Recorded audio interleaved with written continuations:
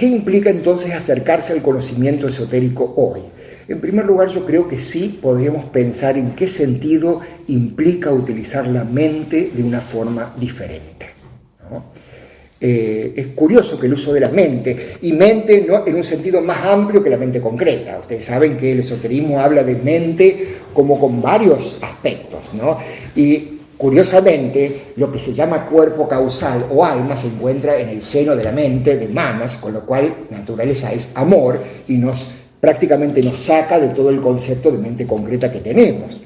Y bueno, el tema es, como bien decía Radha Burnier, cómo causar esa revolución dentro de uno, que de paso es la revolución interna que el yoga enseña hace milenios. Hoy, en cambio, en cierta forma, hay mucha gente que cree que hoy, por todo ese pensamiento vanguardista de aceptar tantas cosas, estamos realmente causando una revolución de pensamiento simplemente por hablar libremente de cosas de las que siempre tuvimos derecho de hablar. Pero en realidad, cualquier mente un poquito más puntual, más fina, se dará cuenta que en realidad no sé si hay tanta revolución de pensamiento, cuando en realidad la tecnología lo único que está logrando es acentuar más el statu quo y el apego a la materia. Es en realidad en detrimento de lo espiritual. En cierta forma, hace que la humanidad y el pensamiento humano termine siendo más manipulable y dependiente.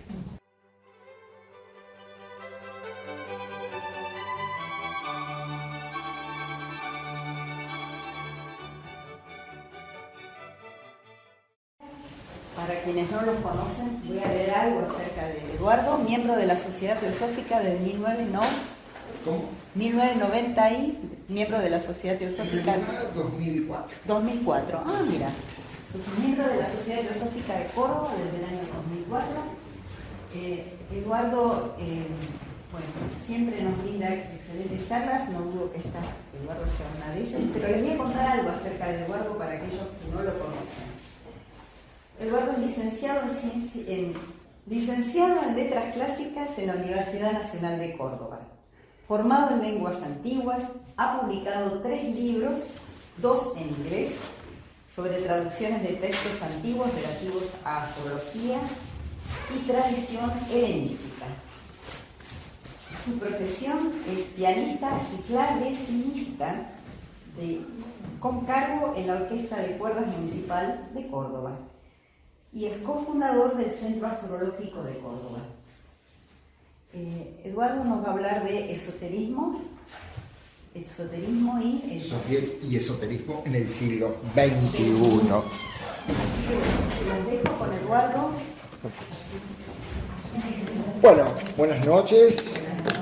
Es realmente un placer volver a estar aquí presencialmente después de 2 años de guardarnos, ¿no? Este año posiblemente los esté acompañando en un par de ocasiones más. Yo cuando vuelva voy a traer a consideración temas teosóficos muy específicos, especialmente relativos al estudio de esta gran obra, La Doctrina Secreta. Ahora, yo quisiera que como presentación, después de estos años, un poco para volver a retomar la actividad, quisiera que reflexionemos un poco acerca de la situación actual en función de los obstáculos y los desafíos que presenta justamente a la lectura y estudio y práctica, ¿por qué no?, de todos estos textos, ¿no? Todo aquello con lo que nos enfrentamos al tratar de comprender estos textos. ¿Qué significa verdaderamente estudiar y comprender textos que nosotros denominamos ocultos, esotéricos? La cuestión es que, si bien hemos estado hablando sobre esto algunas veces, lo cierto es que en los últimos 15, 10 años ha cambiado mucho el pensamiento, la situación en general, que cada tanto viene muy bien poder reflotar estas reflexiones acerca de un análisis de la realidad, ya que, de alguna forma, ¿cuál es la situación? Estamos tratando de estudiar una filosofía, un conocimiento que está muy conectado con lo perenne, con principios universales, en un contexto de pensamiento en donde lentamente vemos desvanecerse la idea de lo universal y comienza más lo transitorio, la idea de que en realidad no hay tales cosas universales, de que inclusive uno puede crear la realidad y todo es muy y absolutamente relativo. Entonces, un poco también comenzar por ese análisis, ¿no? El caso de obras como las que impulsaron el nacimiento de la Sociedad Teosófica forma parte de un proceso de transmisión y bueno, en todo este contexto esotérico uno puede pensar que en función de los objetivos que propone la teosofía, no solo se ubica en una época, sino que está pensada de alguna forma a formar simientes para épocas sucesivas. Hoy existe una discusión muy grande acerca de qué es actualizado, qué es no, y de pronto la pregunta de ¿es realmente este conocimiento actualizado? ¿Tiene necesidad de actualización? ¿Cómo lo vemos? ¿Cómo vemos esta contemplación de lo universal, de lo perenne, frente a un mundo en donde se enfatiza todo lo transitorio, lo pasajero? En toda la historia de la humanidad ha habido diversas instancias en donde se trató específicamente de unificar conocimientos y de generar síntesis particulares. Y esto no solamente corresponde a la historia cercana. Uno puede citar 2 o 3 ejemplos, ¿no? De pronto en la antigua Mesopotamia hubo un gran rey Hammurabi que trató de sintetizar y unificar todas las culturas formando un acervo de conocimiento. De ese acervo de conocimiento salen muchas disciplinas que todavía persisten hoy en día. Lo que conocemos como magia, alquimia, astrología ya estaba insinuada en aquella unificación del segundo milenio de antes de Cristo. Uno puede pensar en el antiguo Egipto, donde todos los grandes filósofos iban a consultar para obtener información de los misterios. El mismo Platón nos habla de que había sacerdotes que instruían a todos aquellos que llegaban a sus templos. La unificación de la Biblioteca de Alejandría, donde se produce toda esa reunión del conocimiento, donde nace la recopilación de textos, gracias a los cuales nosotros ahora, en los cuales nos basamos para tantas disertaciones y reflexiones. Por otro lado, Alejandría era una época muy particular en donde grandes maestros caminaron sobre la tierra y han enseñado abiertamente, inclusive aquellos maestros que la misma Blavatsky dice que son de alguna forma el sustrato de todo el conocimiento teosófico y en el sentido de la teosofía original, por así decirlo. Y, por supuesto, pensamos en toda esta convergencia de todo el conocimiento antiguo en el arte y en la ciencia islámica, a ver, en Bizancio, siglo VII, VIII, en esos califatos en donde se reunía, recopilaba tanta información y donde se formaron tantas bibliotecas, tantos manuscritos hay acerca de esas épocas. El Renacimiento, donde se hizo exactamente lo mismo con toda la sabiduría de la antigüedad. Es decir, hay como en este concepto no lineal de la historia, sino más bien cíclico, hay puntos en donde parecería ser que ciertas mentes, por llamarlo de alguna forma, eligen una cierta transmisión de conocimiento que parece ser una inyección muy vital para el pensamiento humano y que va a durar por siglos hasta la próxima. ¿Por qué hago esta introducción? Porque estoy convencido, no por ser solamente miembro de la teosofía, de que lo que ocurrió a finales del siglo XIX con la teosofía reúne las mismas características e inclusive tiene la misma potencialidad. Y en ese entonces, en el siglo XIX, teníamos una característica muy particular. Va a parecer muy obvio lo que diga, pero es que el siglo XVIII estaba antes. Con todo la obviedad que esto significa, va más allá de lo que parece, ¿no? En el siglo XVIII han surgido cosas muy interesantes para el pensamiento. De hecho, todo lo que nosotros conocemos como el pensamiento científico viene del siglo XVIII. El siglo XVIII y lo que se llamó el iluminismo, la ilustración le llaman algunos, enlightenment le dicen en inglés, significó un progreso para el conocimiento, especialmente el conocimiento relativo a la mente concreta, que fue extraordinario. Y este discurso tenía una dualidad. Todo el mundo dice que era un conocimiento puramente científico, en donde de pronto desplazó a ciertas disciplinas que eran parte de la universidad. Por ejemplo, en el siglo XVIII se anuló la cátedra de astrología de la Sorbona y de Salamanca, por ejemplo. Se estudiaba alquimia, la magia natural, magia naturalis, y de pronto el siglo XVIII comenzó recién allí a tachar de superstición a muchas de las disciplinas que nosotros hoy denominamos esotérica. A su vez, el discurso mismo del siglo XVIII era dual, porque en cierta forma estaban siempre, los nuevos estudios históricos dicen que en cierta forma este discurso era siempre teniendo en cuenta aquello otro de la mente, de la razón, que siempre estaba subyacente. Es decir, es como si el hombre nunca se pudiera liberar de ese fantasma de lo invisible, de lo esotérico que subyace al conocimiento concreto. Pero la realidad es que llegado el siglo XIX, ya el pensamiento humano había propuesto una visión tan mecánica, tan mecanicista del universo, tan orientada hacia patrones científicos, que es justamente donde allí interviene, o por lo menos en el punto de vista que lo podemos considerar, un nuevo impartir de conocimiento que comienza a reflotar antiguos objetivos que tenían más que ver con aquello que se encuentra detrás de la materia, la no forma. Entonces, la teosofía y toda la presentación de Blavatsky, especialmente desde los primeros textos como Isis sin velo y luego, por supuesto, con la doctrina secreta y todos sus escritos, ya va a proponer una reacción contra todo ese mecanicismo y va a recuperar todo ese saber esotérico que en realidad había sido ya patrimonio de la humanidad durante tantos siglos. En realidad, ya en el siglo VIII tenemos grandes filósofos que de paso eran astrólogos también, como Al-Kindi, Abu Mashar, que estaban ya fundamentando filosóficamente la alquimia, la magia, como parte esencial del pensamiento científico. Eso es justamente lo que quiere borrar el siglo XVIII, y eso es en parte lo que quiere reflotar todo este conocimiento esotérico que renace otra vez en el siglo XIX.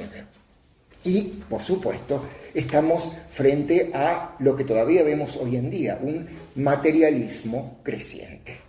En cierta forma, la propuesta insólita de Elena Blavatsky y en general de todos esos primeros teósofos ha sido presentar un conocimiento, claro, como una herencia ancestral. Como que existe un hilo conductor, una doctrina universal y arcaica. Es decir, por primera vez, nosotros hemos repetido muchas veces esto en las charlas, pero no nos ubicamos en el contexto también del siglo XIX, saliendo de ese iluminismo del siglo XVIII. El afirmar tan vehementemente, porque Blavatsky era una persona muy vehemente, y lo sabemos, de que tras lo diferente subyace una base única, y por lo tanto se necesita un método comparativo que busque el hilo común entre la aparente diversidad irreconciliable, es decir, que existe una unidad básica. Fue un pensamiento verdaderamente revolucionario. De hecho, yo les podría recordar aquella frase que muy pocas veces se lee, que está citada del Evangelio en griego, al principio de Doctrina Secreta: mi doctrina no es mía, sino de aquel que me envió. Ya estaba aquí postulando su misión de medio de transmisión de aquellos que son verdaderamente los observadores de la raza. El tema es que la sociedad no era como la de hoy. Nuestra sociedad de hoy está llena de discursos de lo que nosotros llamamos ciencias ocultas, esotéricas, ¿no? Lo podemos ver en todas partes, en las librerías, en las prácticas, en los cursos que se dan, de todo tipo, pero no era así previo a lo que Blavatsky presentó, ¿no?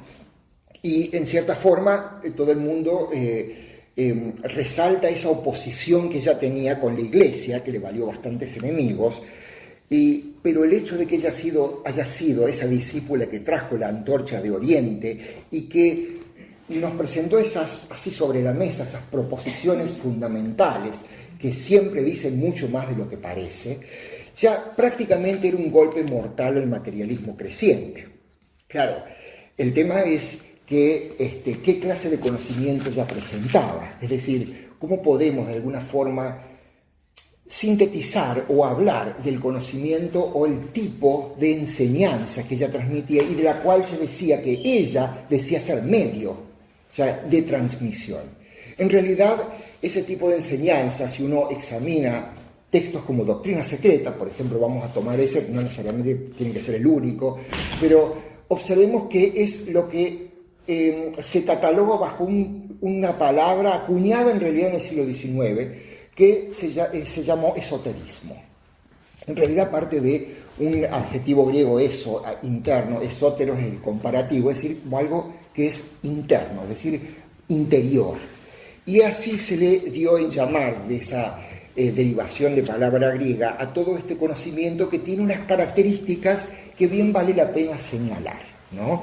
Y que se diferencian de todo el conocimiento que hasta ese entonces estaba en vigencia, ese conocimiento un poco mecánico, que explicaba y trataba de explicar el cosmos desde el punto de vista mecánico. En primer lugar, tenemos una primera característica, les quiero justamente quería aclarar que todos estos temas están hoy siendo profundamente estudiados incluso en las universidades. Desde el año 92, por ejemplo, cátedras como en las universidades de Francia, como la Sorbona, tienen cátedras de historia del esoterismo, por ejemplo, en el cual uno de los textos focos, por supuesto, es la Doctrina Secreta de Blavatsky. Uno de los profesores de la cátedra de la Sorbona ha sido un gran profesor que ya ha fallecido hace poco, Antoine Febvre, y este señor, en varios artículos que publicó, trató de definir cómo era este conocimiento que presentaban libros como Doctrina Secreta y cuáles eran sus características y rasgos fundamentales. Y que nosotros me parece que podría ser muy útil tenerlo en cuenta porque implica un modo de pensar diferente. Y esto es un poco también uno de los pensamientos que tenemos que tener en cuenta, el hecho de que cómo el hacer cursos, estudiar, leer o reflexionar sobre textos llamados esotéricos implica poner a la mente en un modo de funcionar totalmente diferente a lo que nuestra educación nos ha proporcionado. Y eso justamente creo que es una de las cosas que podríamos hoy ponernos a pensar. En primer lugar, una característica fundamental, la primera que citan estos estudiosos del esoterismo, es el hecho de que un conocimiento es esotérico, oculto, y no hablo de misticismo, sino de un verdadero ocultismo, es el sentido del pensamiento guiado, en primer lugar, por la ley de correspondencia, es decir, pensar en correspondencias. ¿Qué significa eso? Una de las principales defensas que esgrime Blavatsky de los antiguos, porque todos sus libros están regados de una defensa de los autores antiguos, y el gran dicho, no hay nada nuevo bajo el sol, era su guía, prácticamente era su dicho guía, es decir, vos te crees tan inteligente que has descubierto esto, no, esto ya lo pensó alguien antes. Vos te crees que descubrió electricidad, no, los etruscos ya tenían electricidad.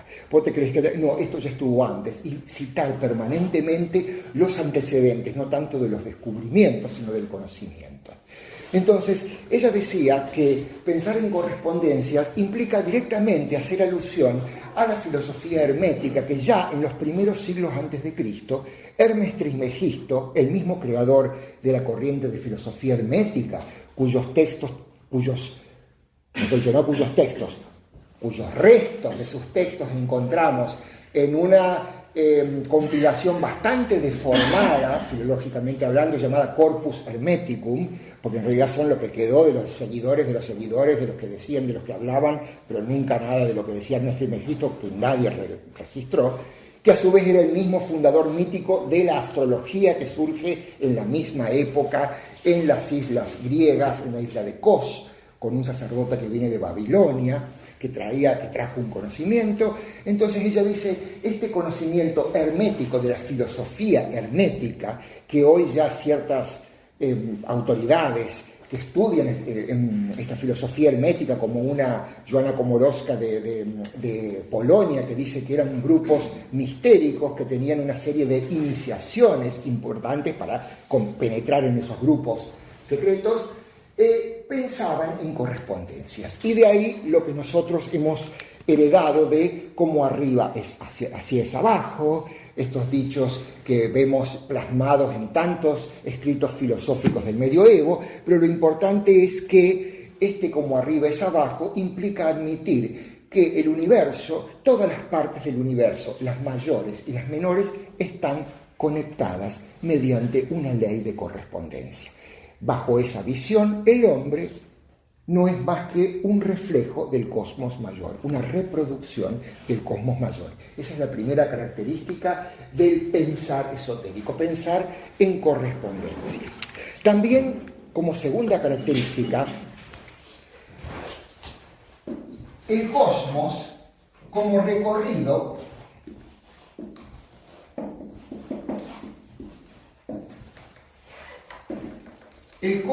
recorrido por una energía viva y consciente. Es decir, estamos pensando al cosmos manifestado como el vehículo de una conciencia, que a su vez es el vehículo de un espíritu universal, que se manifiesta cíclicamente. Nuevamente, no es algo nuevo. Los estoicos pensaban eso, aquellos estoicos que dieron origen a que dieron esa posibilidad de ingreso a Grecia, al pensamiento griego, de toda la magia y la astrología, esos mismos estoicos pensaban que el universo era un ser vivo. Y pensemos un poco, gran parte de aquellas afirmaciones enigmáticas de, por ejemplo, doctrina secreta, podrían ser mucho más comprensibles si nosotros siempre tenemos en cuenta ese sustrato. El cosmos está vivo, el cosmos es una conciencia y el hombre es un reflejo de ella. La tercera, la capacidad de interpretar símbolos. Esto tiene su origen, por supuesto, obviamente que ella estaba trayendo una filosofía de Oriente. En la India, todo lo que estamos hablando que ocurría en la filosofía occidental ya tiene sus antecedentes. Ya no existe en la India, es decir, no existe ningún conocimiento en Occidente que no tenga a su vez sus mismos antecedentes en la India. Vemos que todos los grandes filósofos, ya inclusive por los biógrafos antiguos, sabíamos que viajaban a India, viajaban a Mesopotamia, e inclusive Blavatsky mismo insiste sobre este tema de una interconexión completa entre todo el mundo antiguo. Pero el tema es que el hecho de poder leer algo interpretando símbolos, que implica leyendo entre líneas, es tratar justamente de ir más allá de la apariencia y ver al cosmos no como una apariencia física, sino ver que hay principios ocultos. Ya desde el comienzo Blavatsky insistía sobre el hecho de que tenemos que ver aquello que son los principios subyacentes a todo esto que se les denomina Maya en sánscrito y que es una ilusión en un sentido profundamente esotérico. Y finalmente, de los 4 principales puntos, es que no existe conocimiento esotérico sino produce una transformación en el individuo. Con esto está diciendo básicamente que una de las principales características de cualquier pensar esotérico es que si el individuo no se transforma de algún modo mediante su reflexión y estudio, eso no es conocimiento esotérico. Lo cual es muy curioso que justamente los mismos académicos ya hayan reconocido eso, que es una de las características básicas de todo conocimiento esotérico. Con lo cual, obviamente, estamos hablando de que no existe la posibilidad de un estudio académico en el sentido que nosotros estamos acostumbrados, sino que cualquier tipo de estudio que tenga que ver con lo que llamamos esoterismo requiere una disposición particular de la mente. Finalmente, se agregan dos otras características. En primer lugar, que lo que se llama concordancia, es decir, que la única forma de descubrir el sustrato común es comparar, es decir, tener la posibilidad de comparar diferentes filosofías, ciencia, para encontrar ese hilo común, ese sustrato común, que es básicamente uno de los presupuestos fundamentales de la teosofía, de que existe un hilo común de transmisión, lo que se suele denominar como doctrina arcaica universal, sabiduría perenne, sabiduría antigua, como que ha habido algo común que, si bien se ha manifestado, ha sido impartido de forma diferente, de acuerdo a los ropajes que requería cada época, de acuerdo al lenguaje que requería cada época, la realidad es que hay un tronco común. Y finalmente es que existe en este tipo de conocimiento una cadena de transmisión que culmina en lo que en general Blavatsky hablaba acerca de iniciación, es decir, existe un peregrinaje, un aprendizaje y una transmisión por parte de aquellos que ya han hecho el camino y que han dejado testimonios.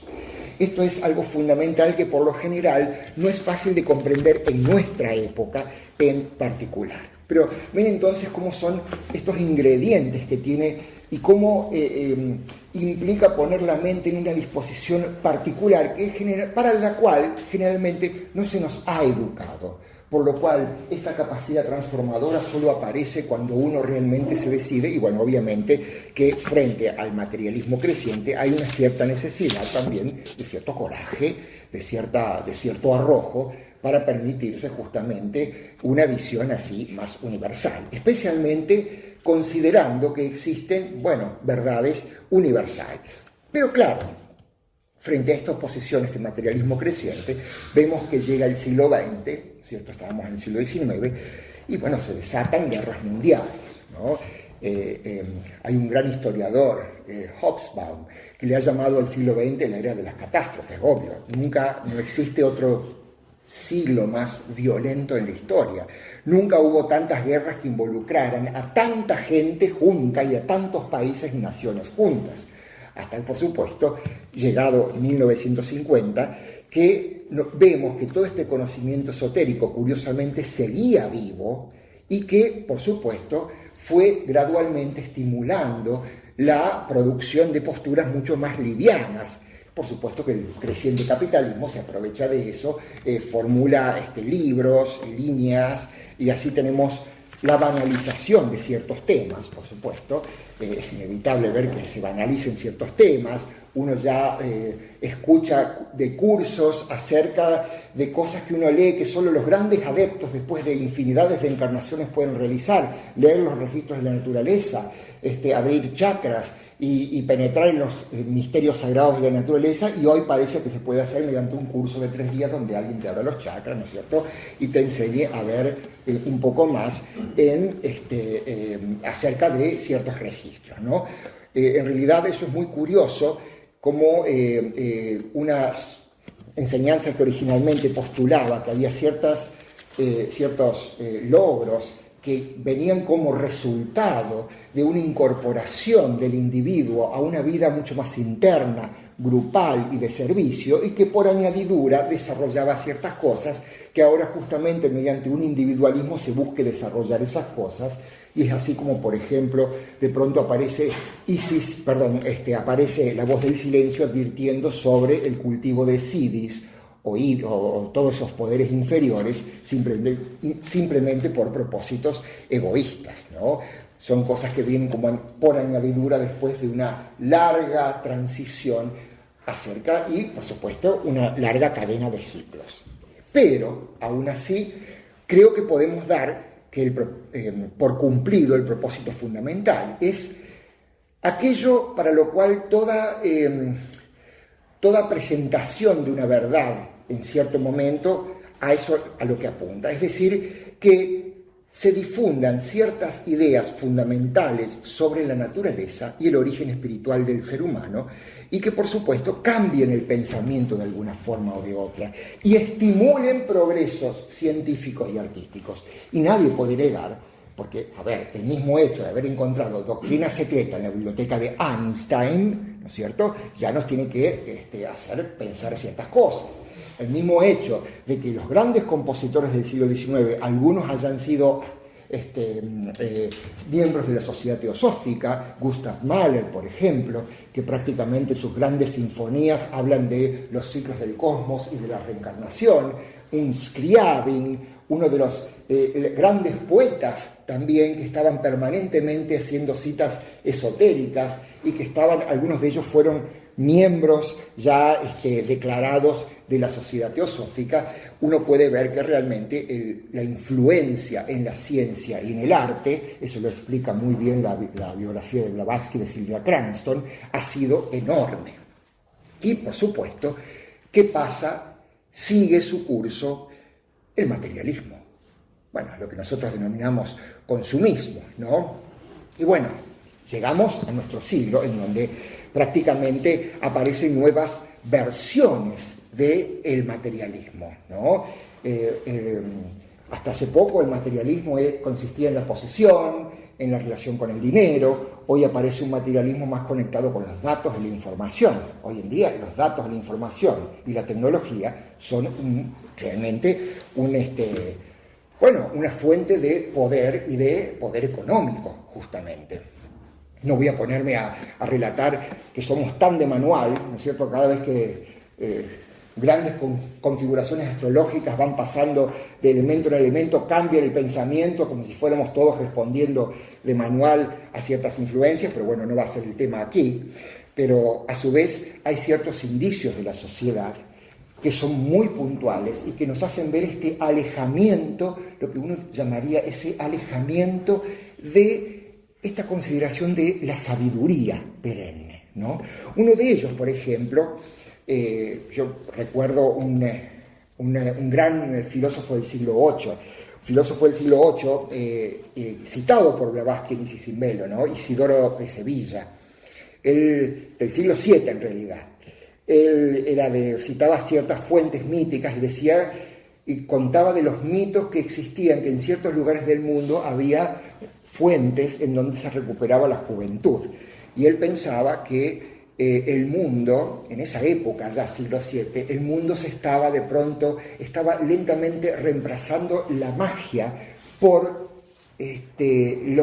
una palabra que podríamos reemplazar hoy por tecnología. Y realmente uno puede ver, ¿no?, que en realidad hay una realidad que es muy patente en el mundo occidental.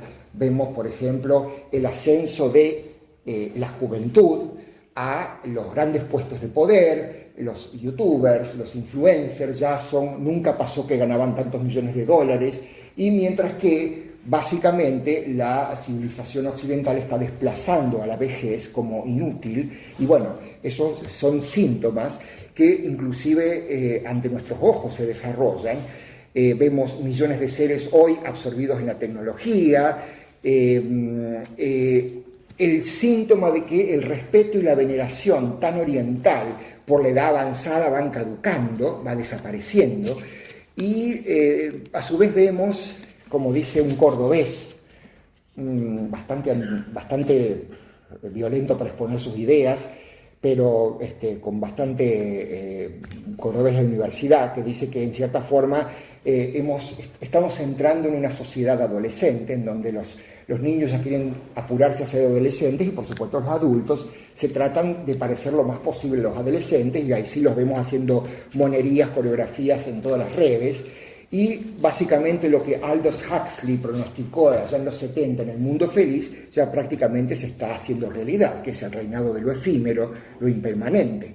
Contrasten entonces esa situación actual con aquello de lo cual habla el esoterismo, que es justamente lo perenne, lo universal. ¿Cómo acercarse entonces a esa concepción de lo universal, de lo perenne, en un mundo en donde prácticamente, aparte de haber sido pronosticado por el Mahabharata cuando se habla del Kali Yuga, que se hizo realidad literal, ahora prácticamente es lo efímero, lo impermanente, lo que está contando en el pensamiento humano.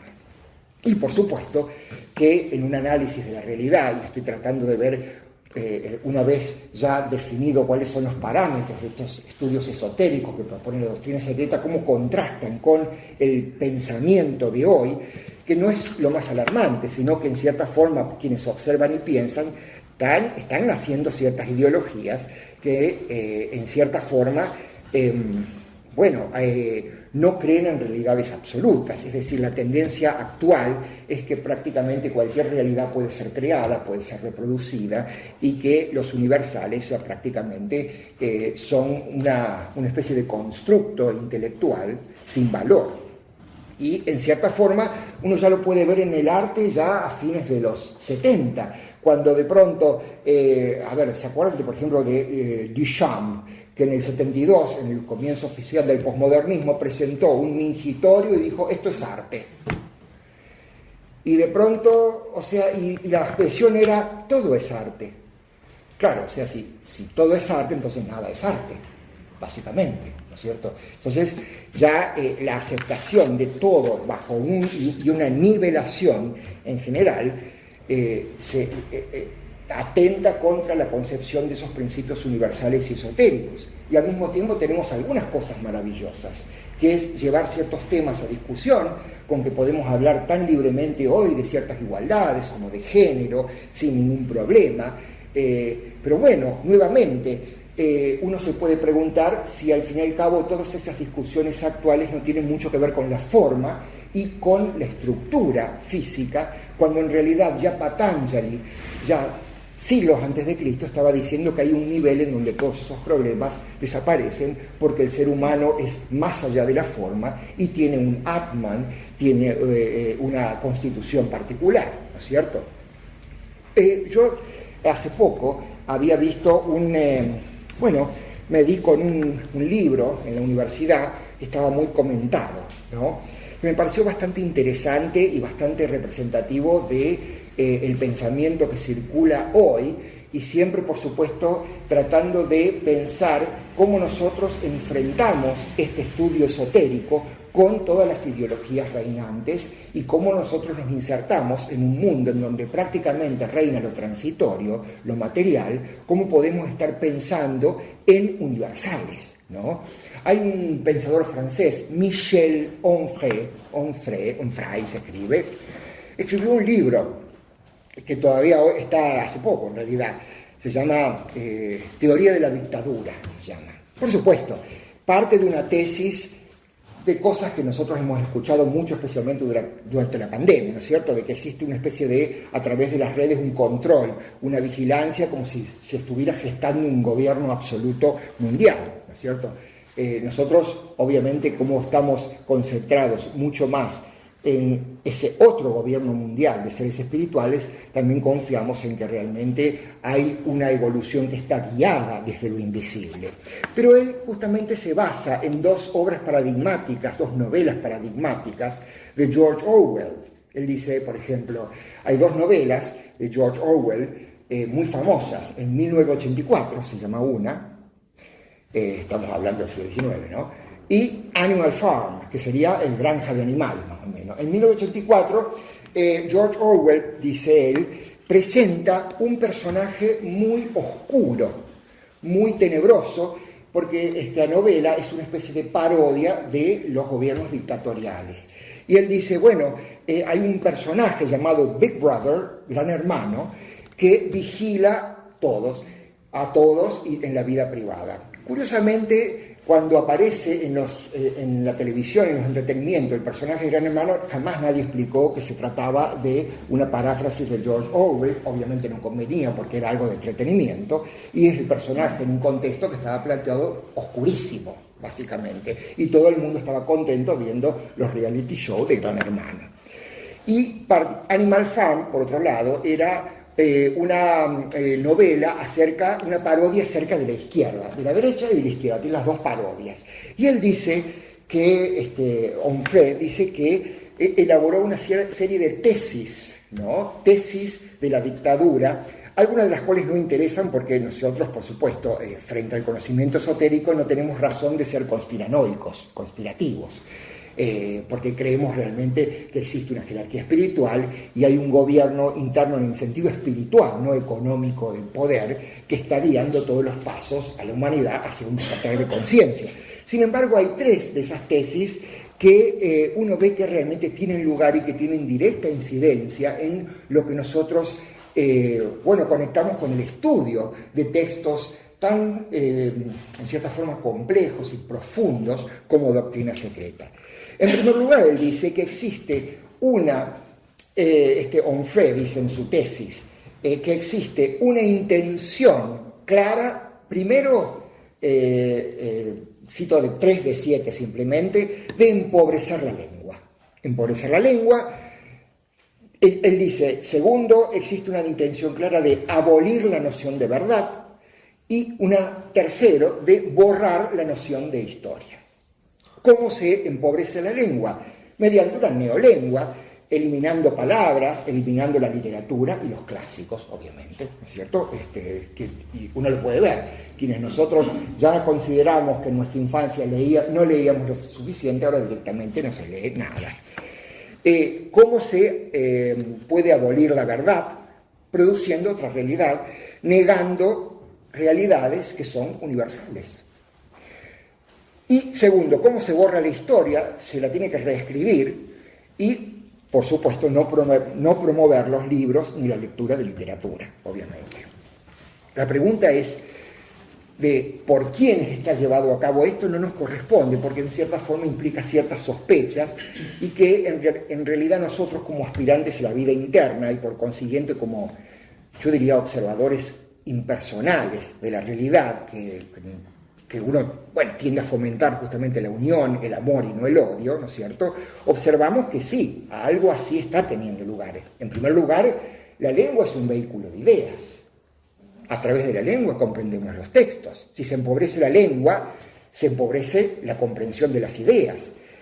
Las grandes enseñanzas espirituales se valen de la lengua para la transmisión. Este empobrecimiento garantiza especialmente 2 cosas.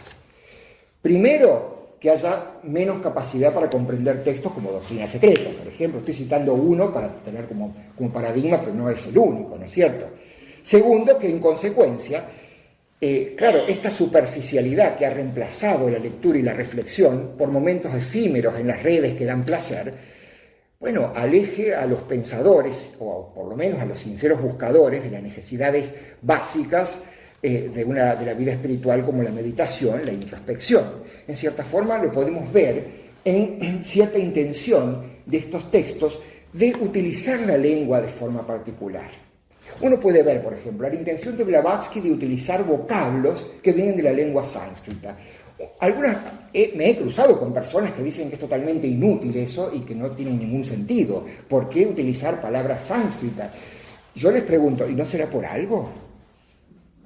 Es decir, existe una selección de un cierto vocabulario y de alguna forma nos está diciendo que hay ciertas palabras que tienen más contenido del que parece.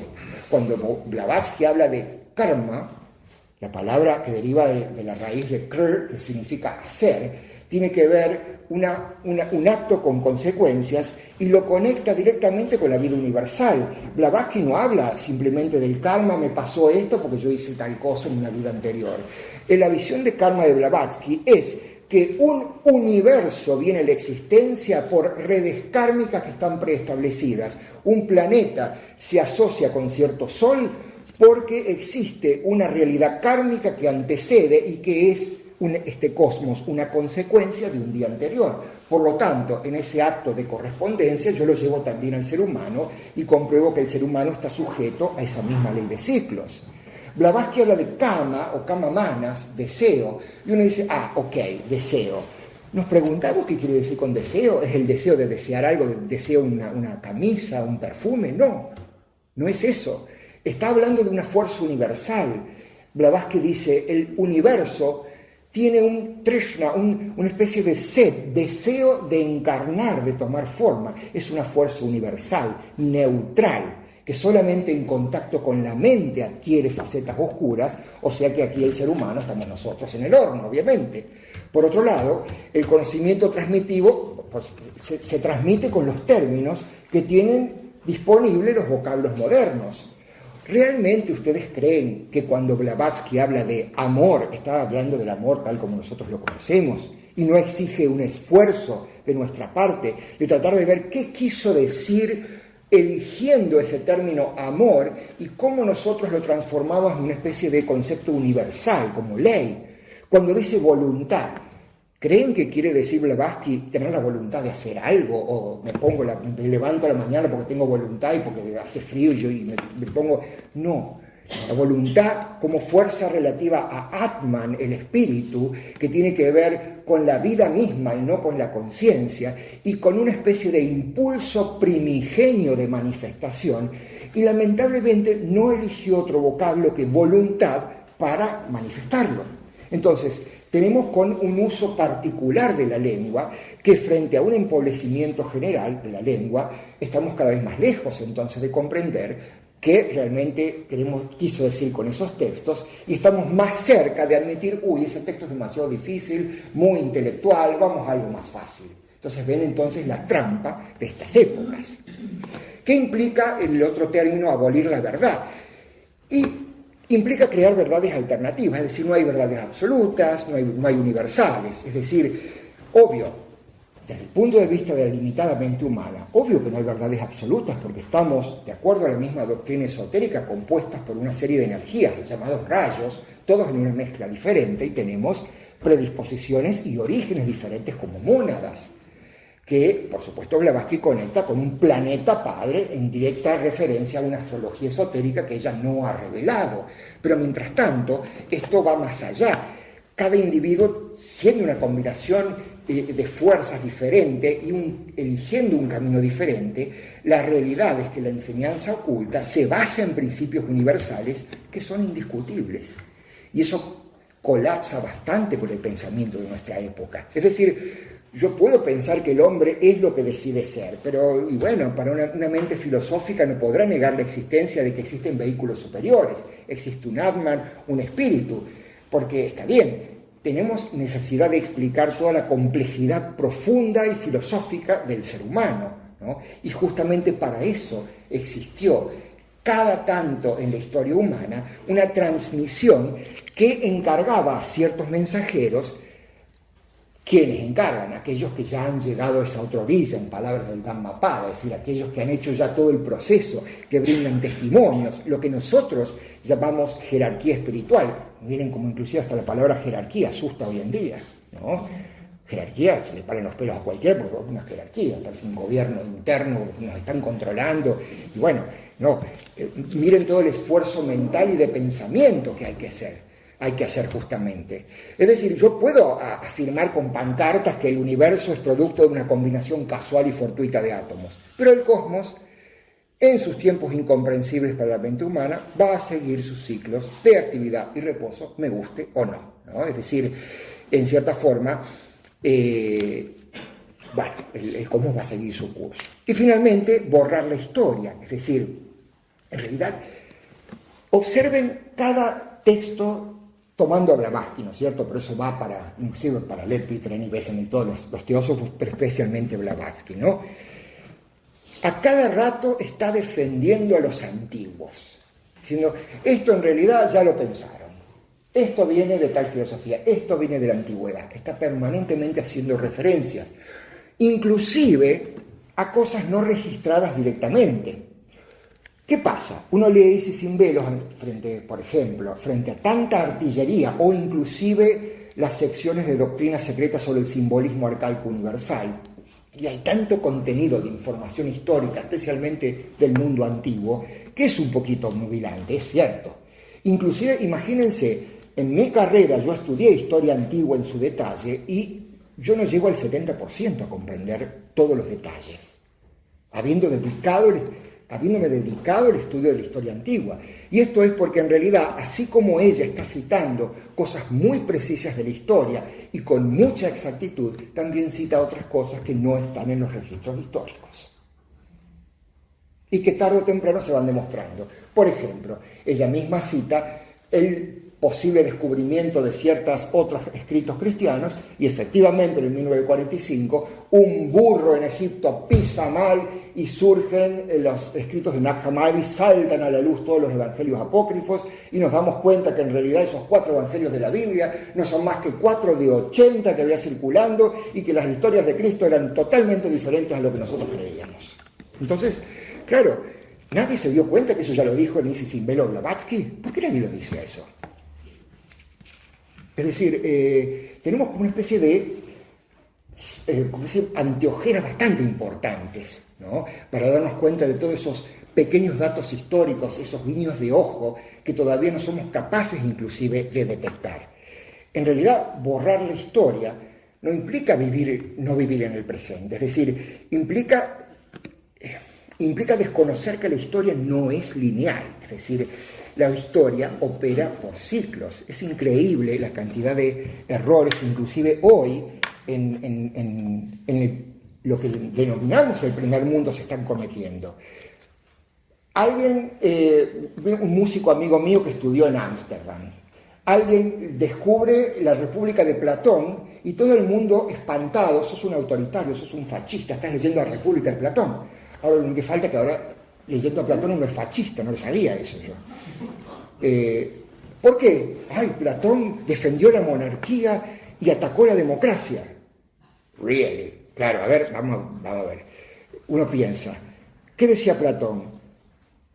Hay que educar para el gobierno a los aristoi. Claro, los aristócratas. No, aristoi en griego significa los mejores, los más capaces.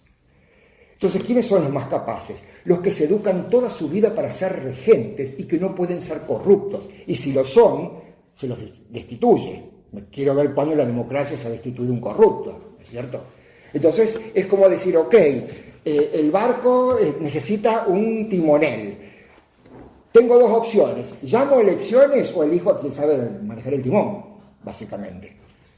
Pero pobre Platón, que dijo, no, defendió la monarquía, el poder absoluto. ¿Quién no entiende a Platón realmente? La faceta de nuestra época que está todo al alcance y no entendemos absolutamente nada. Y yo lo llevo inclusive también a Blavatsky. Voy a declarar a Blavatsky y otros grandes ocultistas anticuados e inadecuados para esta época, que estamos tan pendientes de bajarnos el update de todo y estar actualizados. ¿O no será que hay una guía, un gobierno interno en el sentido espiritual y no económico, político, conspirativo, que cada tanto, con siglos de anticipación, siembra ideas que solo generaciones posteriores van a comprender? De esto hasta tenemos testimonio de cuando la condesa Bachmeister recibe el dato de Blavatsky, a mí me van a comprender en el siglo XXI recién. Entonces, ¿qué pasa? Aquí nos enfrentamos con una característica esencial de lo que denominamos conocimiento esotérico. Forma parte de una sabiduría antigua cuyo núcleo es uno y universal.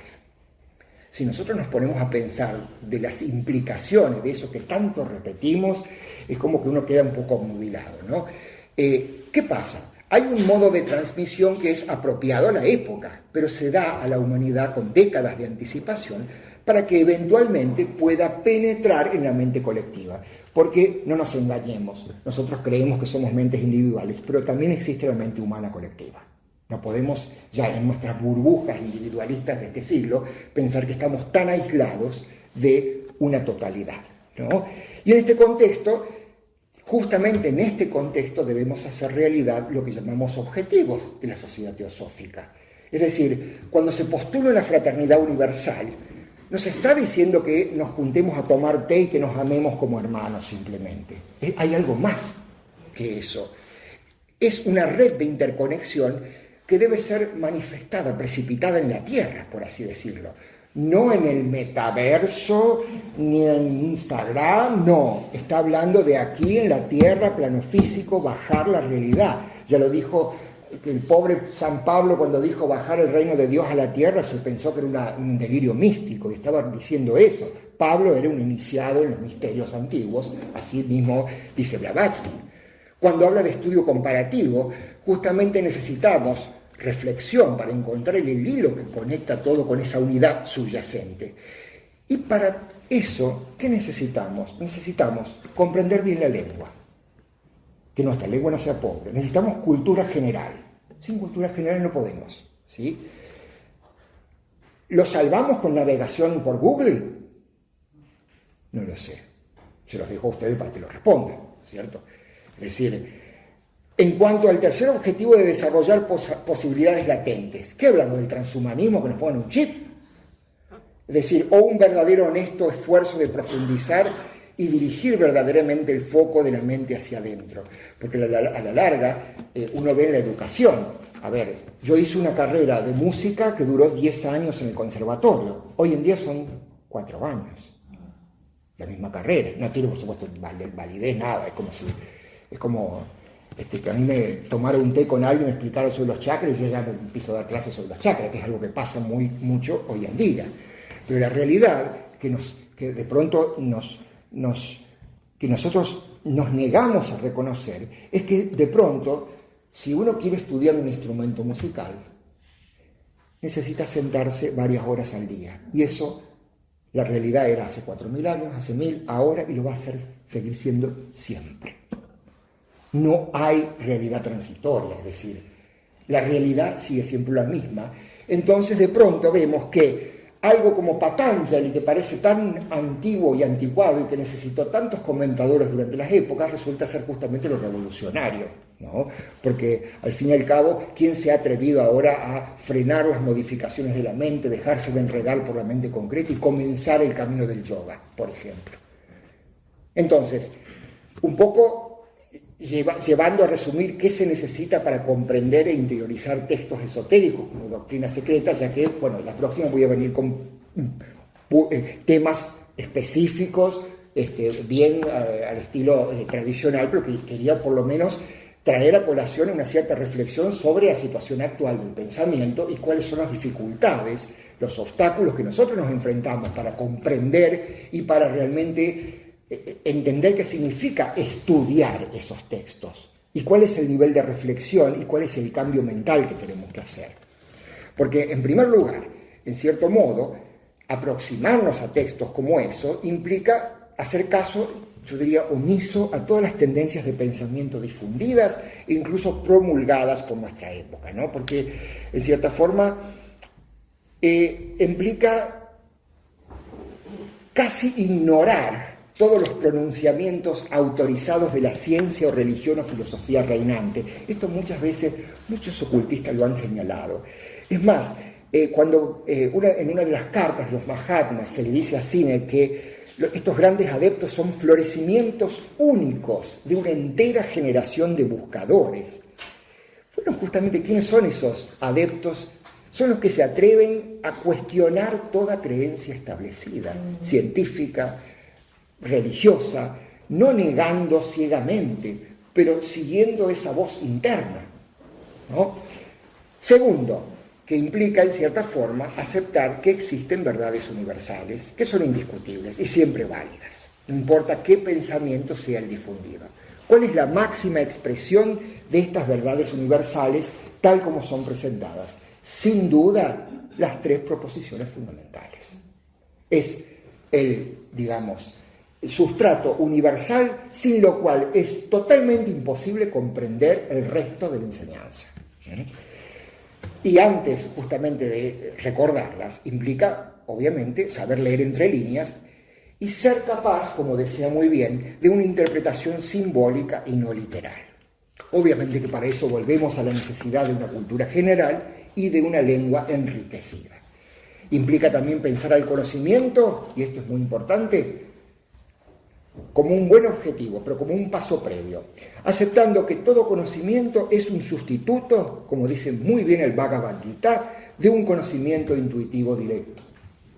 Es decir, el hecho de saber reflexionar y no sumar datos implica también un buen paso para aprender el arte de la meditación, ¿no?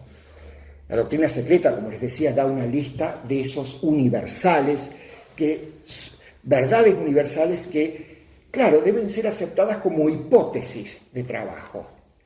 y, por supuesto, eventualmente confirmadas por la reflexión e intuición individual. Así como también el estudio comparativo, que puede permitir descubrir que detrás de todas las creencias, religiones o modos de pensar disímiles se debe encontrar un hilo común. Para eso hace falta estar preparado para abordar ese estudio.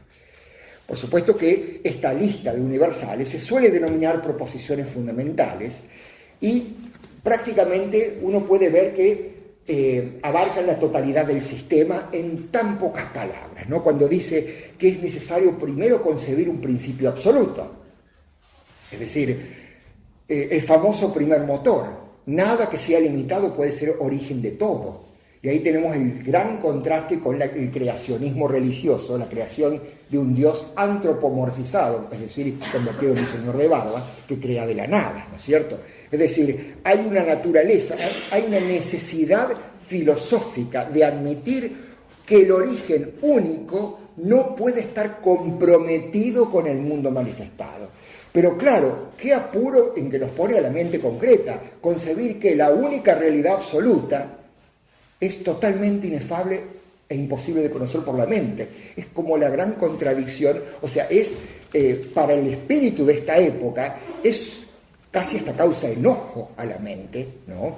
Es decir, es un gran desafío, es decir, necesidad de que este primer motor del que hablaba ya Aristóteles y Santo Tomás sea infinito, no creado y eterno. Por un lado, claro, estamos frente a algo tan inmenso que la mente humana se quiebra al tratar de entenderlo, y bien lo hace porque no tiene que entenderlo, uno tiene que desarrollar otros elementos para encontrar esa necesidad, pero al mismo tiempo es como una necesidad filosófica que obviamente que es ya traída de todas las ideas orientales, ¿no?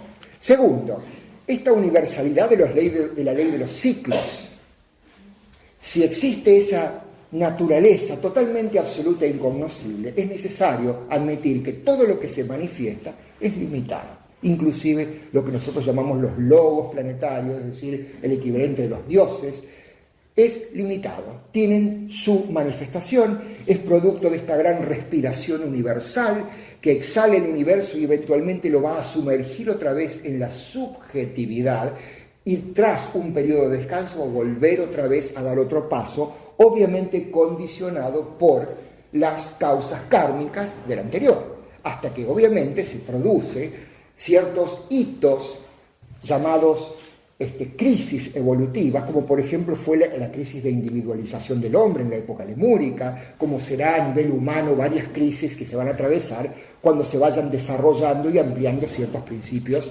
espirituales, ¿no? Pero a su vez, en la tercera ya pone al hombre y a todos los reinos como inevitablemente sujetos a esa periodicidad inevitable, motivo por supuesto detrás de lo cual se encuentra esta ley de necesidad. Cada chispa de esa gran llama debe peregrinar y repetir intentos evolutivos a través de una larga serie y múltiple serie de repetidas encarnaciones, ¿no? En suma, ¿qué implica entonces acercarse al conocimiento esotérico hoy? En primer lugar, yo creo que sí podríamos pensar en qué sentido implica utilizar la mente de una forma diferente, ¿no? Es curioso que el uso de la mente, y mente no en un sentido más amplio que la mente concreta. Ustedes saben que el esoterismo habla de mente como con varios aspectos, ¿no? Y curiosamente, lo que se llama cuerpo causal o alma se encuentra en el seno de la mente, de Manas, con lo cual naturaleza es amor y prácticamente nos saca de todo el concepto de mente concreta que tenemos. Y bueno, el tema es, como bien decía Radha Burnier, cómo causar esa revolución dentro de uno, que de paso es la revolución interna que el yoga enseña hace milenios. Hoy, en cambio, en cierta forma, hay mucha gente que cree que hoy, por todo ese pensamiento vanguardista de aceptar tantas cosas, estamos realmente causando una revolución de pensamiento simplemente por hablar libremente de cosas de las que siempre tuvimos derecho de hablar. Pero en realidad, cualquier mente un poquito más puntual, más fina, se dará cuenta que en realidad no sé si hay tanta revolución de pensamiento, cuando en realidad la tecnología lo único que está logrando es acentuar más el statu quo y el apego a la materia. Es en realidad en detrimento de lo espiritual. En cierta forma hace que la humanidad y el pensamiento humano termine siendo más manipulable y dependiente. La realidad es esa, ¿no? ¿Y por qué? Bueno, cada día nos aislamos más, creamos burbujas individuales y a la larga perdemos de vista eso que está detrás de todo el conocimiento esotérico, que es lo universal, el hecho de que formamos parte de, ¿no? Como una totalidad, como la humanidad como un todo, ¿no? Por eso volvemos ya terminando con este título de esoterismo y teosofía en el siglo XIX, ¿no? Porque al fin y al cabo surge el énfasis principal de este tipo de conocimiento, ¿no? Que tiene un ropaje de la época, pero que en realidad, no neguemos, va a tener la mirada siempre puesta en lo eterno, que es lo que subyace a la apariencia. De alguna forma, la búsqueda esotérica, la reflexión debe conducir a tratar de entender esas causas internas que subyacen a la forma, el ver más allá de la apariencia, ¿no? Es decir, la realidad de lo que se encuentra por debajo del sustrato es que existe y existió y existirá siempre una sabiduría perenne cuyos vestigios encontramos en cada religión y en cada filosofía si es que realmente nos atrevemos a verlo. Así que ahora yo terminé y si alguno quiere comentar algo lo podemos charlar. Yo tengo una consulta. Sí. Vi que en la otra clase que hacen referencia siempre a lo intuitivo. Sí. ¿Puedes explicarte un poquito más? Sí, claro que sí. Lo que nosotros denominamos intuición, nuevamente con los términos, ¿no? Nosotros hemos desarrollado un contenido semántico de la palabra intuición como algo, una corazonada que aparece de vez en cuando y que de pronto una vocecita que nos alerta sobre algo. Pero ya de por sí, la constitución de lo que clásica, teosófica del ser humano, como un cuaternario inferior con vehículos, que es vehículo de una tríada espiritual, ya tenemos esta tríada como Atman, Buddhi y Manas, el segundo de los cuales, Buddhi, se suele denominar, por falta de términos, como intuición, razón pura, amor universal. Miren la cantidad de lo que yo decía, de utilizar la lengua de lo mejor posible y todo el proceso que requiere de deducción. El hombre, el ser humano, tiene, como dice el Bhagavad Gita, una mente más allá de la mente. Y la realidad que estamos viendo es que hemos creado con este pensamiento tan cientificista, mecanicista y concreto, una especie de barrera mental, cuando en realidad estamos utilizando solamente ese aspecto concreto de la mente, que imaginen ustedes, miren lo que dice Blavatsky, ese aspecto concreto de la mente que está ligado al deseo, lo que se denomina kama manas. ¿Qué pasa si insertáramos un chip en una persona? ¿Ustedes creen que solamente la mente se va a potenciar? Estando la mente asociada al deseo, vamos a tener una necesidad de satisfacción brutal de deseos.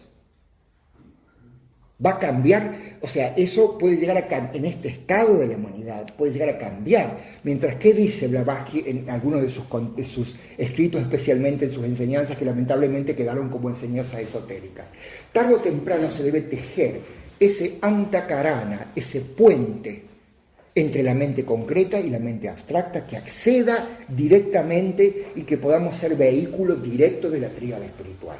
Una de esas energías de esa tríada espiritual es lo que ella llama intuición, que es algo no solamente casual, que no es casual, sino que debe ser desarrollado como parte de la evolución humana.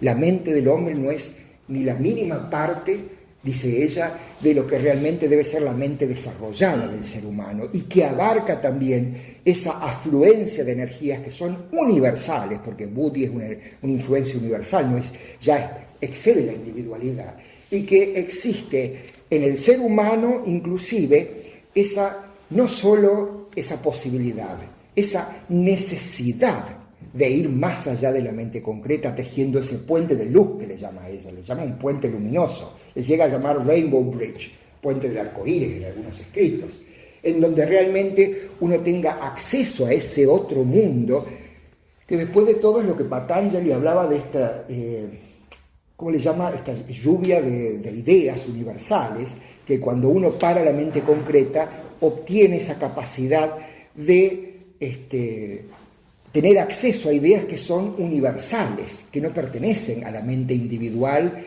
y estereotipada de la época. Y bueno, y por eso se da justamente, para ese desarrollo, se da ese método de la meditación, ¿no? Llegar a ese punto en donde mediante una práctica intensa el ser humano pueda ponerse en contacto con esa energía de la intuición, ¿no? O sea que estamos hablando de un logro que va a ser patrimonio de la mente humana tarde o temprano, y que aquellos que deseen ir un poquito más conscientemente en sus pasos deben realmente, bueno, enfocarse en eso, ¿no? Gracias. Ay, me cansé. ¿Alguien quiere hablar? ¿Alguien quiere comentar algo, preguntar algo? Comentar. Como verán, no creo que estemos tan al tanto. Nosotros, claro, eso hemos heredado de nuestra educación, ¿no? Estos son los libros que hay que leer. Vamos a leerlo, vamos a hacer el curso, o vamos a, bueno, a ver, ¿de qué se trata esto? ¿Qué clase de conocimiento, de qué clase de conocimiento estamos hablando? ¿Con qué capacidades de la mente hay que afrontar ese conocimiento? ¿Cuál es la clase de estudio que se pide? Eso está subyacente a todo estudio esotérico. Por eso quise señalar estas características. Cómo entrenar a la mente en pensar al hombre, pero en la realidad, no tenerlo como teoría. Cómo estar permanentemente buscando esa analogía entre lo mayor y lo menor. Cómo entrenarse en ver que de pronto cada detalle de la vida diaria, y de ahí la insistencia en la observación, puede revelar cosas increíbles. O sea, estamos hablando de que realmente se necesita un conocimiento que le permitamos una capacidad de transformación. ¿Alguien quiere decir algo? Sí, Eduardo. Sí. ¿Cómo ves, desde tu perspectiva, empezar 15 años el esoterismo, tomando en cuenta un poco también lo astrológico?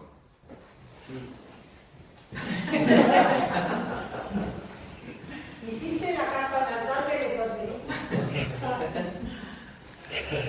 Ok.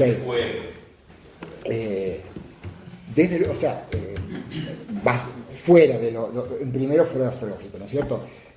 Yo creo que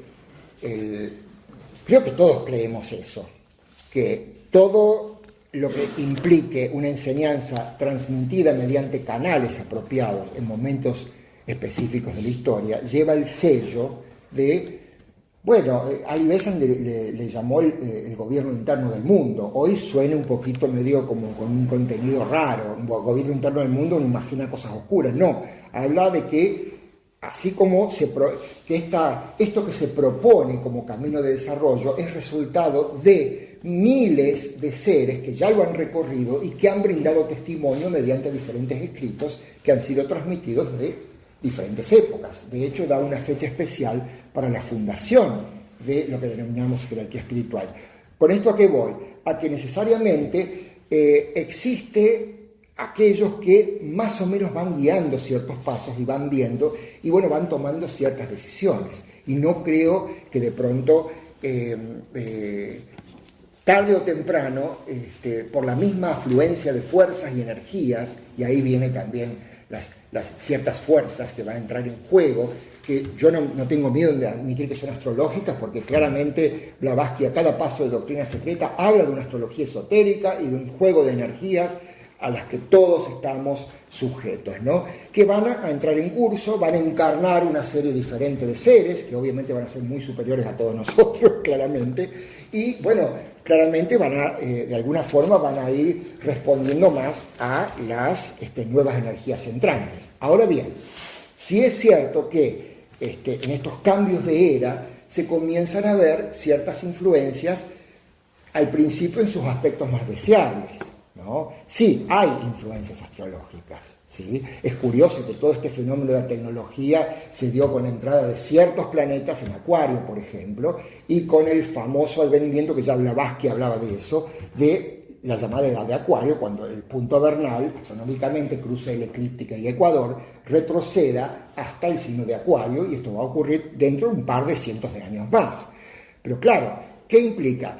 Que los momentos de intercesión son muy difíciles, los momentos puente.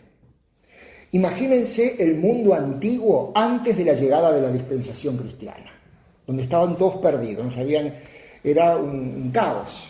Y yo veo una cosa bastante parecida, de una época transicional, que de alguna forma estamos viendo, por ejemplo, cuál es la energía más indeseable de Acuario, por ejemplo.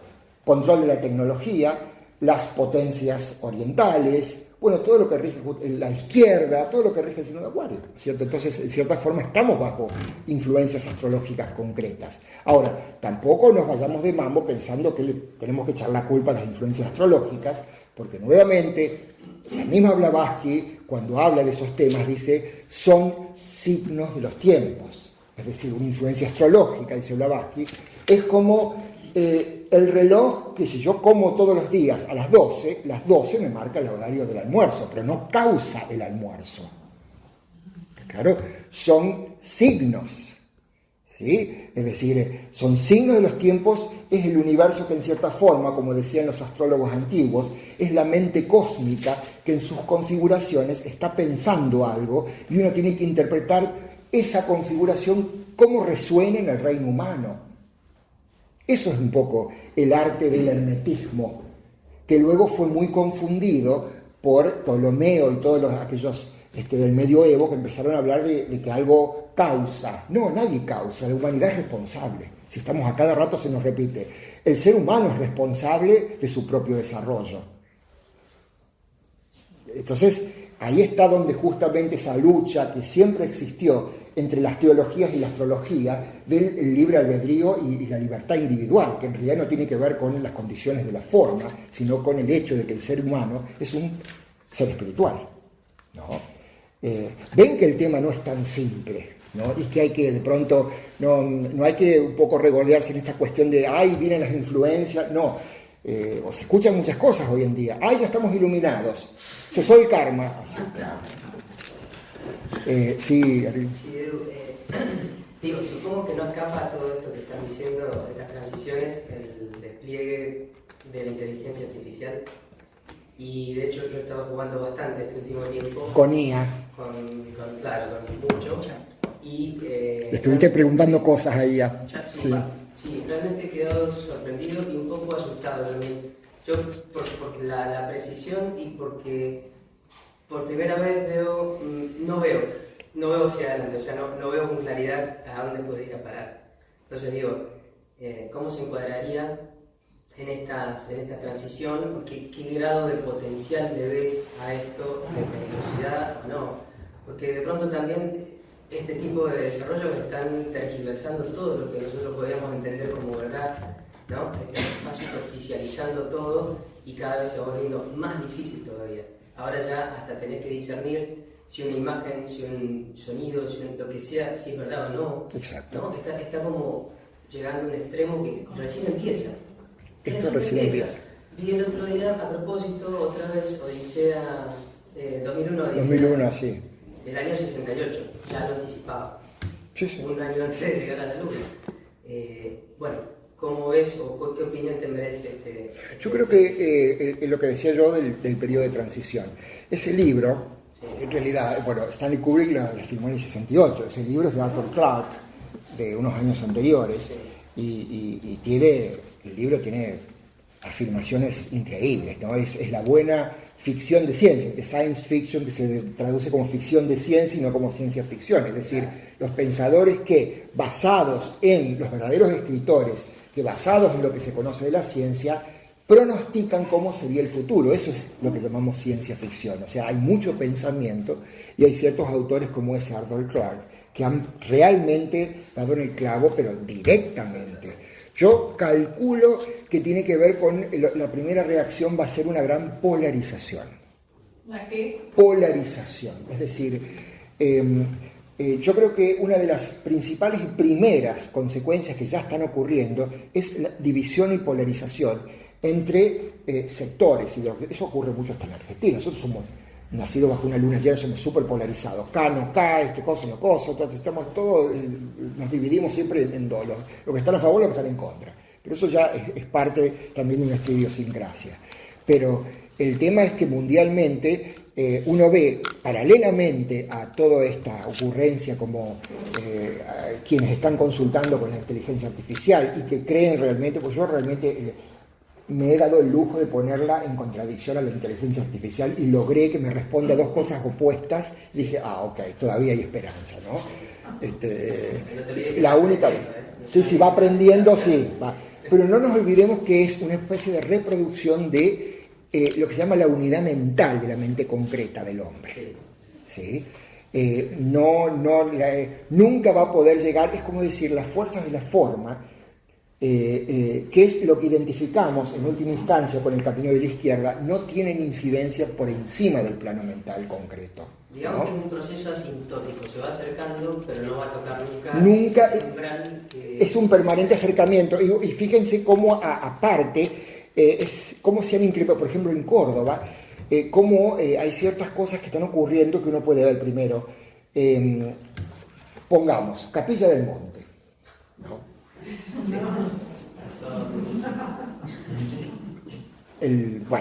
Pero bueno, Capilla del Monte hace 2 décadas, era un lugar de encuentro de muchas discusiones en los bares muy profundas. Se encontraban teósofos con los que estudiaban a Lisbel y la Escuela Arcana, con los Rosacruces de Max Heindel, y realmente había discusiones increíbles, intercambios. Había gente muy preparada, muy reflexiva.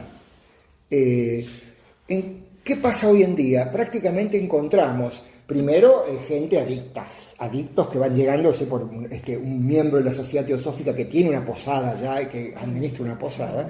Y segundo, la gente que quiere soluciones más mágicas. Solucioname que tengo un cálculo de la vesícula, ¿qué solución? A nadie le interesa ninguna explicación. Estamos retrocediendo a la falta de consideración de los principios. ¿Se acuerdan cuando Blavatsky, que tanto se le acusó por haber participado de reuniones espiritistas?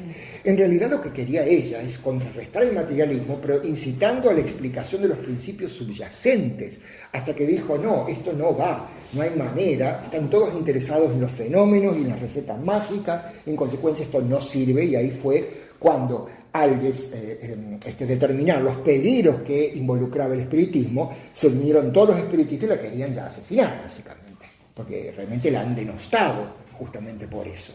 Y ahora estamos volviendo a esta cuestión de, otra vez, lo fenoménico puro, sin querer considerar ningún principio subyacente.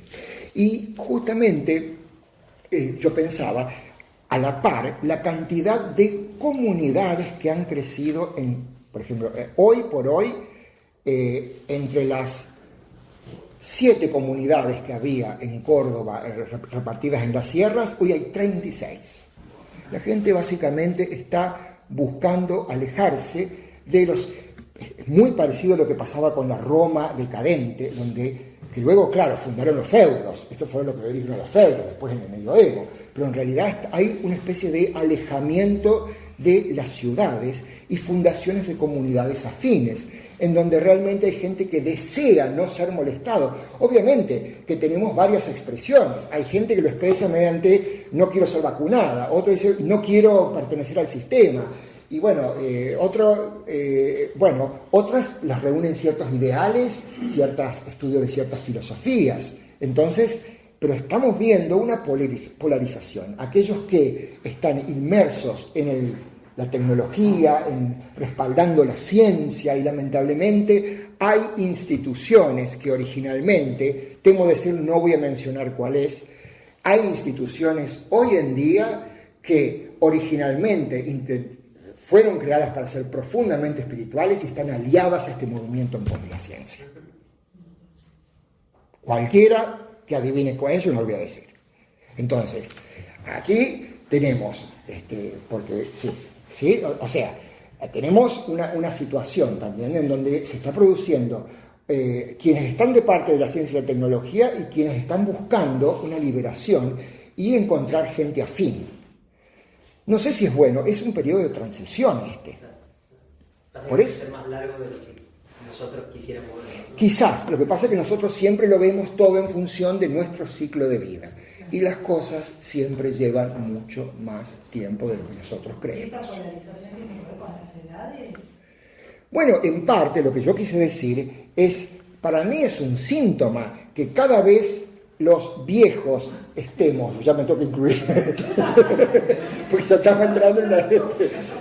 estemos más de un lado de los descartados y estén gente, en mi época, quien llegaba a ser un doctor de la universidad y tener un puesto y ganar mucho dinero, por decir, ¿no es cierto?, como parte de... Era gente que estaba prácticamente de mi edad. Hoy en día hay doctores de 22 años, 23, 24, que se hicieron carrera, que cada vez son más cortas, más simplificadas.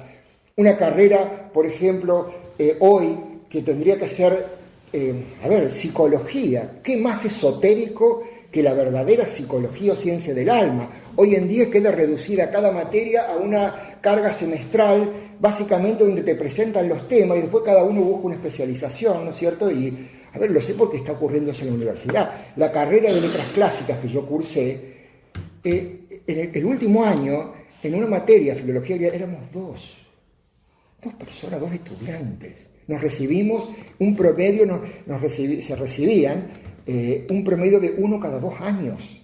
O sea, están desapareciendo los clásicos, están desapareciendo, claro, ahora está desapareciendo el estudio más profundo.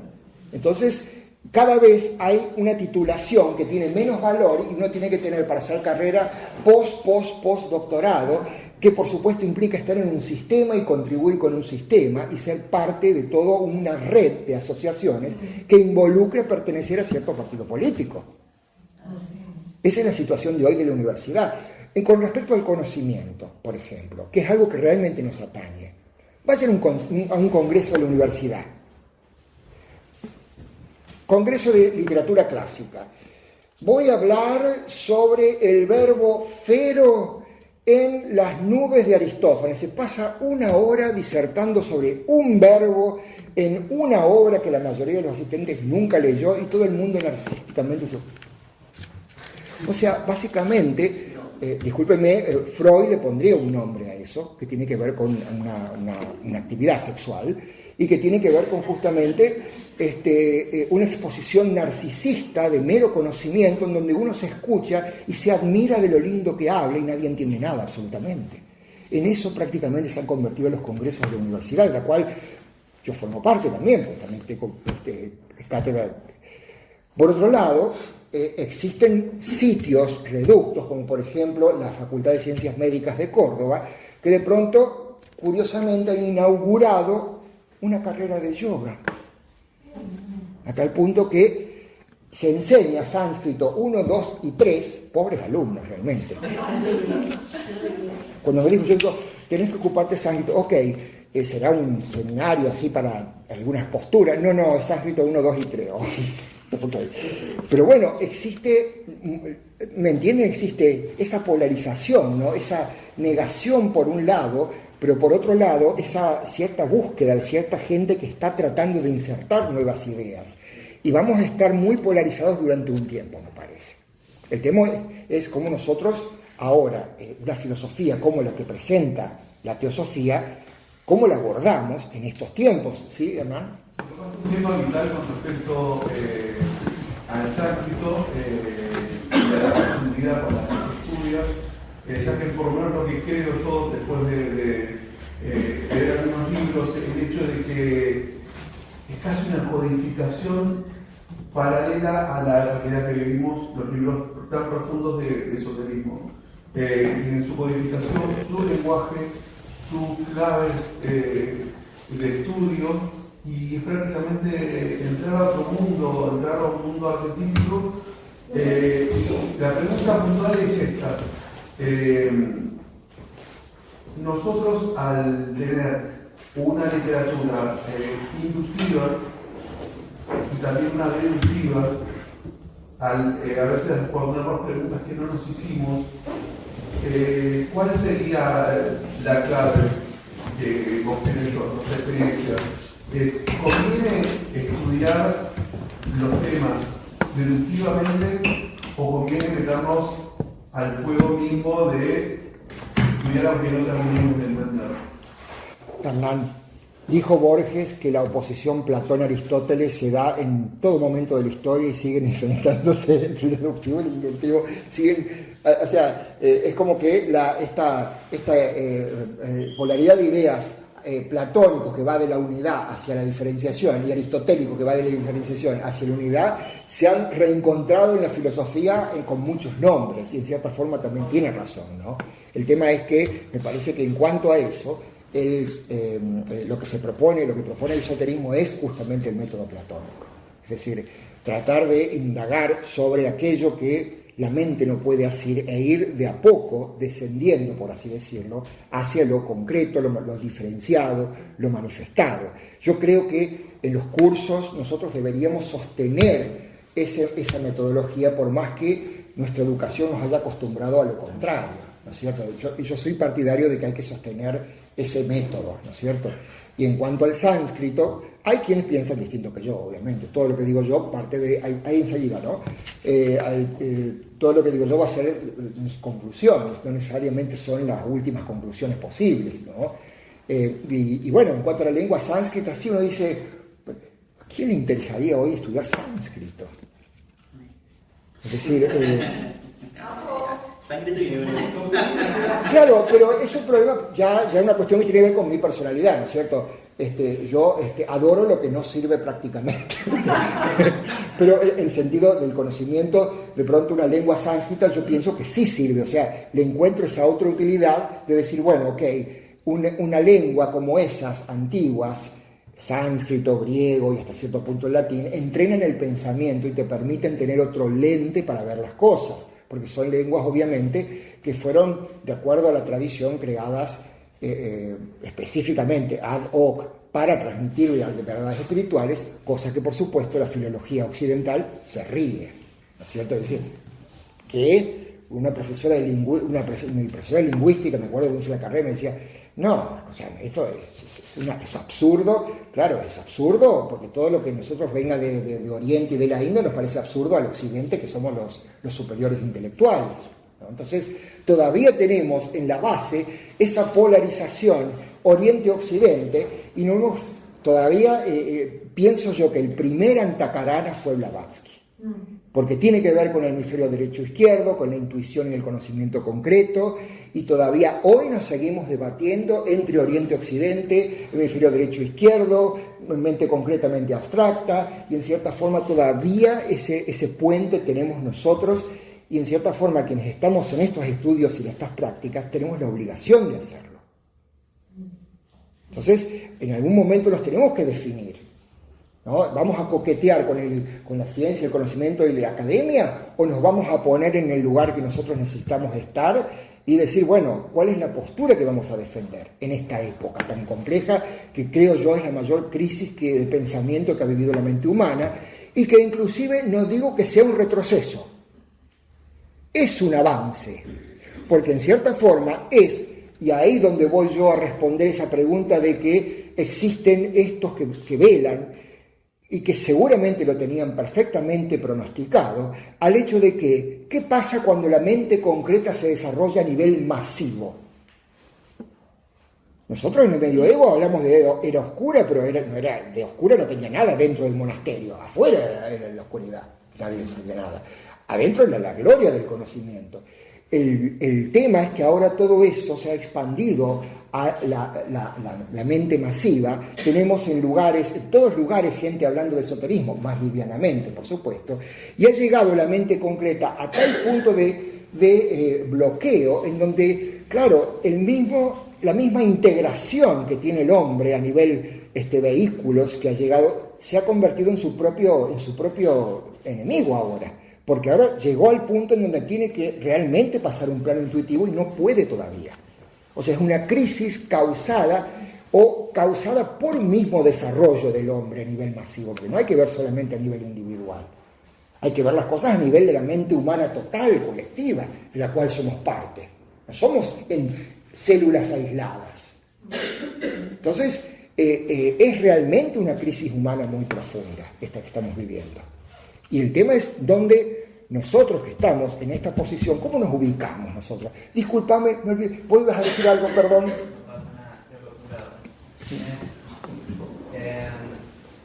Los principios esotéricos que están enumerados, pero Sí. ¿todos tienen una importancia o hay una... No, son todas las características que estos estudiosos han como tratado de definir en qué consiste realmente ese conocimiento que llamamos interno o esotérico, ¿no? Estas características, cada una derivada de un principio filosófico particular. Por ejemplo, tomemos, ya les dije de las anteriores, la capacidad de transformación. Nuevamente, con eso que decíamos que siempre alguien ya dijo las cosas antes, ¿no? Capacidad de transformación. Es la idea de que estamos inmersos en una especie de conglomerado de materia y por nuestro propio gestionamiento debemos salir y encontrar la salida. ¿A qué les suena eso? Debemos salir de la Matrix. ¿A qué les suena? O sea, muy bien Hollywood, pero en realidad los gnósticos decían eso, discúlpenme. Ya los gnósticos decían que estábamos dentro de una red que le podríamos poner el nombre de Matrix y que uno tenía que autogestionarse la salida de ese laberinto. ¿Qué creen que significa el laberinto de Ariadna? Salir de la bestialidad de la forma y encontrar la salida de ese congestionamiento social, de pautas establecidas, ese monstruo social que sería el Minotauro, el apego a la forma, y tenemos que encontrar ese hilo antacarana que nos saque de esa matrix, de ese conglomerado de la forma. Los gnósticos decían esto. Y bueno, obviamente que Patanjali también lo dijo a su manera. Disculpa que va muy rápido, pero ¿tienen una importancia? Misma importancia. Ah, ok. Misma importancia. ¿Recomendaciones de libros para que podamos orientarnos en este tema? Así que todos los libros esotéricos que nosotros... Sí, capaz, esto es... Algunos estamos más preparados que otros, ¿entiendes? Es como que capaz alguna secreta para uno que recién comienza como yo, es muy pronto. Eso es un planteo Y interesante. además Pero... no está vendiendo, ¿viste? además que... Además no se está vendiendo. Porque no están las ediciones, vos decís. No se está vendiendo la doctrina secreta. No hay ediciones de doctrina secreta. Bueno, eso es un síntoma también, ¿no es cierto? Pero ahí, frente a eso tenemos dos opciones y eso es bueno sacar este tema, ¿no? Porque eso es discusión que existe, en todas las ramas existen esas discusiones. ¿Dónde está el lección 1, lección 2, lección 3? ¿No es cierto? Y se comprende, está bien, para eso se formulan, por ejemplo, cursos básicos de teosofía, que más o menos reúnen las pautas generales. Tenemos libros como La clave de la teosofía, que también da pautas generales.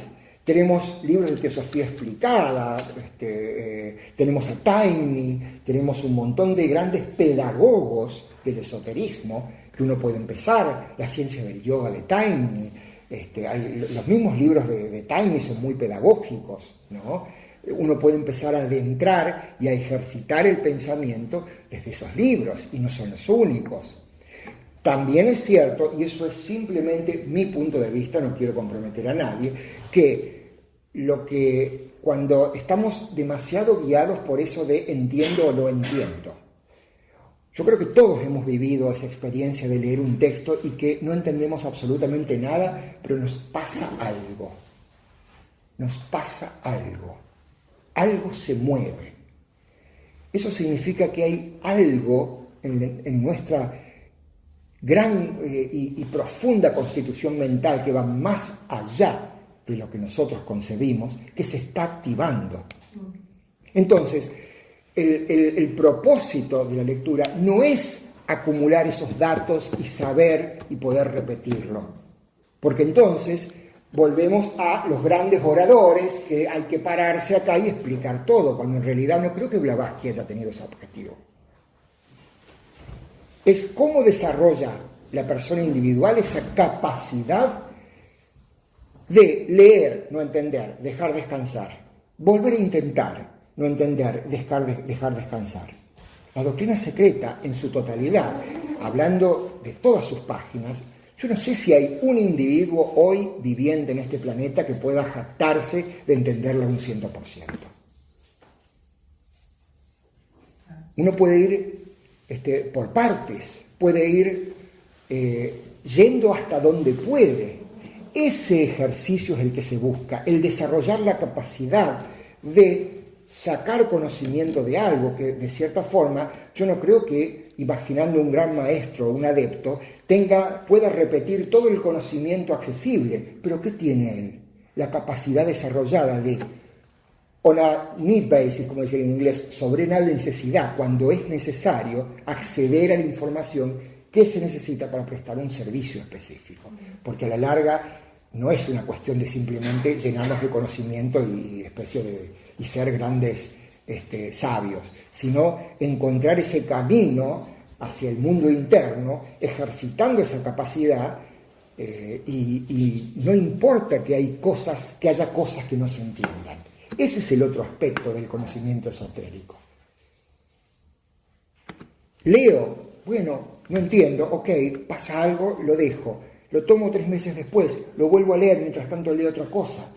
No es un conocimiento dialéctico, lineal. Hace falta entender el proceso de la mente de manera diferente. Y hay que atreverse a hacerlo, porque estamos educados a que se nos presente lección 1, lección 2, lección 3, lección 4, y de pronto nos damos cuenta de que por más que sigamos esas lecciones, siempre va a llegar un punto, y eso pasa con todas las disciplinas, hasta en el arte, en donde uno esté frente al abismo y saltas o no te atreves a saltar. Entonces, ese es un nuevo concepto del aprendizaje que me parece que uno tiene que desarrollar. No preocuparse tanto si uno no entiende, básicamente. Y someter mucho a reflexión. Si leo algo, de pronto un párrafo me puede llevar días u horas de reflexión. Esa misma práctica es lo que desarrolla esas nuevas circunvoluciones en el cerebro de las que hablaba Blavatsky. Es decir, ¿cómo comprendo esa nueva forma de acceder al conocimiento? Estamos muy apurados. Por supuesto. Implica bajar muchos cambios. Y el problema que yo quería presentar hoy justamente tiene que ver con eso. ¿Cómo hacemos bajar todos esos cambios y tener ese momento de paz y tranquilidad que nos permite incluso reflexionar y meditar en medio de todo esto que nos rodea?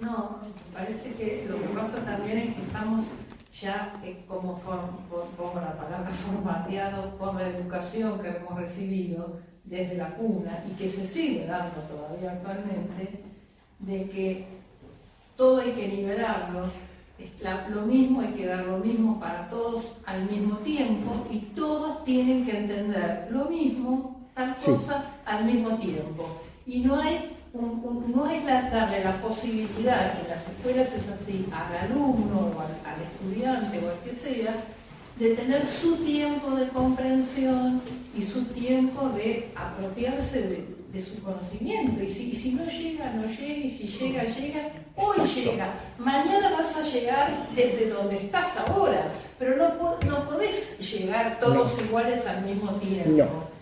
Y encima ahora nos pretenden decir que la panacea es la tecnología, que tenés que tener el celular en el colegio, que tenés que tener el otro, y no se los ve como instrumentos que uno los tiene que manejar, como si sabés manejar un cuchillo o una cosa así. También un cuchillo te lo podés clavar o podés cortar la carne, pero y todo gira alrededor de eso, y de una superficialidad.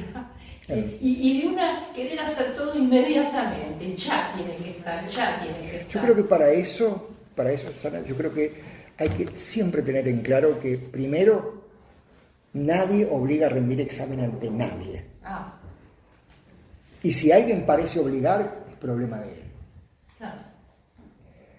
El tiempo que necesita cada uno es el tiempo que necesita, y si no se entiende, ¿cuál es el problema? No se entiende ahora, se entenderá más adelante. O necesitaré otra encarnación con otras espirillas cerebrales para entender el proceso se inició. Y no hay una cuestión de quién está más adelante, quién está más atrás, que yo corro con vos. Son todos productos de todo eso que nos rodea. Entonces, esa es la nueva forma de acceder a las cosas. No es fácil ponerse en una posición distinta frente al conocimiento. Yo lo veo en todos los niveles, secundario, universitario, terciario. Desde el jardín, porque te dicen que lo que tiene que, el chico cuando va al jardín, lo que tiene que hacer, el jardín lo prepara para adaptarse a la sociedad. Ojo, claro. Lo digo con mayúscula de imprenta, adaptarse. ¿Y qué lleva dentro? Lo que lleva ya es, ¿no? O no tiene, no de procesar y de reflexionar, esto que vos estuviste diciendo, ¿no? Desde el jardín, yo diría desde antes del jardín. Y sigue siendo así. Sí, la educación no ha cambiado en ese medio, así, básicamente.